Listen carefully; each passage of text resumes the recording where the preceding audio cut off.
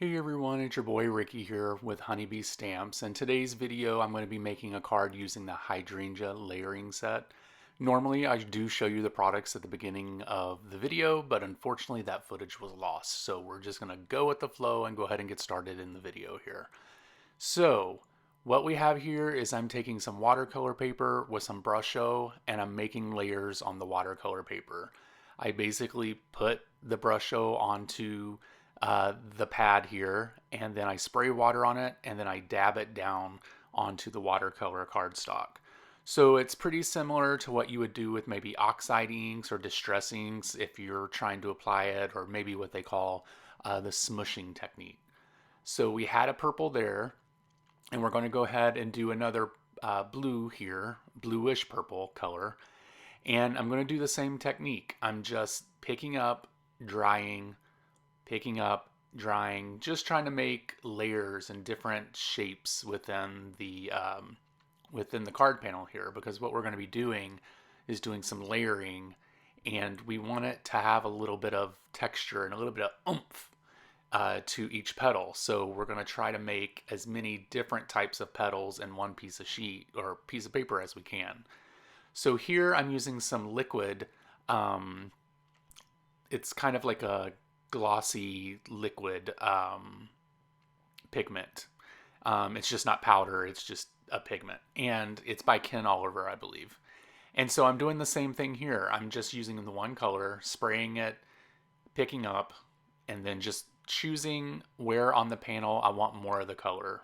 If it looks a little light in some other areas, then I'm going to go ahead and pick up some color for those areas. So now that we have that done, we have all the pieces done, we're going to go ahead and get some die cutting here. And as you can see, I have 4 different colors here. I have 2 types of purples. I have a purplish blue color, and then I actually have a blue color. So hydrangeas, I think mostly are usually like one color, like purple, but I wanted to do my own style. So I decided to do layering from different colors here, and I really enjoy this card. I think it's actually pretty beautiful, if I say so myself, just to tap myself on the back. But we're going to go ahead and get all these cut out, and as you can see here, I'm just undoing the tape here and then just pulling these out. And basically these will all fit on top of each other. There's kind of like a pattern, and you could see it when you're putting everything together.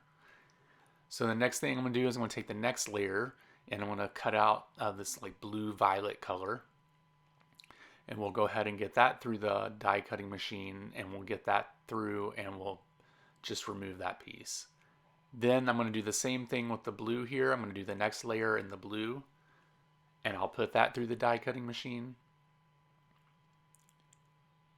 And then I'm going to take the single pieces and cut them out with different colors here as well. And as you can see, the flowers already started to come together layered. I just wanted to see what it was looking like and if I needed to change the layer colors, but I think we're pretty good here with this amount. We're going to take these 2 smaller ones and put them through the die cutting machine as well. And then through this lighter purple, we're going to take that small one and put it through the die cutting machine. I don't know why I didn't use my miniature die cutting machine for that, but anyway. So now we're going to go ahead and put all the pieces together, and we're just going to glue those. And as you can see, I just match it up on each way so that it lines up correctly. Now you are covering up some other colors, but that's okay because it's a layering stamp, or I'm sorry, a layering die, so you're going to see all the colors. Now I'm taking the single pieces and trying to decide where to put these. And since these single pieces are single, I'm decided to lift up some of the leaves so you can see the color that's underneath these little single leaves.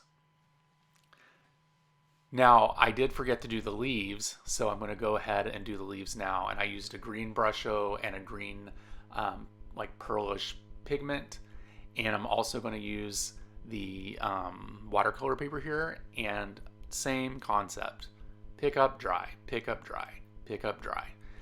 It's an really easy technique, and it doesn't take a lot of thought, and you can make amazing backgrounds with this with something just so simple. I love them. I think they're beautiful. And especially this green, it's like, wow, poppin'. So now I'm going to go ahead and take the leaf. There's just one leaf here, so I just cut it out 3 times out of this green piece of paper that I made. So we have all the leaves out here. Well, one more. I got one more to cut. There we go. Gonna get that last one. And I actually save these pieces of paper for future leaves that I may need, so you don't have to throw those away because they're pretty amazing. I love how they look. What we're going to do is build the background or the panel that the flower is going to go on, and I love this layering brick embossing folder that I have here. I use it in a lot of cards. For some reason, I just love the brick look, and I just think it makes it look a little classy. So what I'm going to do now is just cut this down a little bit so that it so I'll be able to put a border around the card when I go to put this together. So I'm just chopping off 1/4 of an inch off of each side here. And now what I'm going to do is go ahead and get this border placed on. But, you know, I love a border. I love black borders, so that's what I'm going to do. So I'm going to go ahead and use the honeybee glue here and go ahead and get that glued down to the black cardstock so that it has a thin black border around it. Makes the card kind of pop, I believe. And I just love how that brick looks. It looks so good. I could probably just put a sentiment on it and I would be happy with that. So here I am. I'm going to go ahead and get the card put together and try to find out exactly where I want everything to be. And I'll use the honeybee glue here. I'm not going to move the leaves because I want them to be in the exact same spot that they're in. I know some people will take a picture and then have it that way, but this was just easier for me. And then my head pops into the frame here, of course. So we have all the leaves down. And this is what I'm trying to arrange how the flower should look on the card here. And I'm going to go ahead and get that glued down. Use plenty of glue all along the bottom here so to make sure that it sticks. The brick sticks up a little bit, so you want to make sure that it adheres to the brick and it doesn't come up. So I'm popping up some of the flower petals here, and now I'm going to go ahead and cut out these sentiments for the card here. I'm just going to use some black ink. I'm going to condition the stamp, just rub it a little bit so that the ink actually sticks to the stamp, and I'm going to use the Creative Intense black ink here. So we have that cut out, and now we are going to use the matching die here to go ahead and get this cut out. And I always say this, these dies are excellent for sentiments. They cut out the perfect white space around the sentiment. It's just like magic. I just freaking love it. So now I'm going to go ahead and cut this sweet friend. I'm just going to be brave and cut this with my scissors instead of using the paper trimmer because I just didn't have time for that. Now what we're going to do is pop some 3M foam tape on the back of the sentiment here. And we'll also pop it on the back of the sweet friend as well. And then we are going to place these onto the card.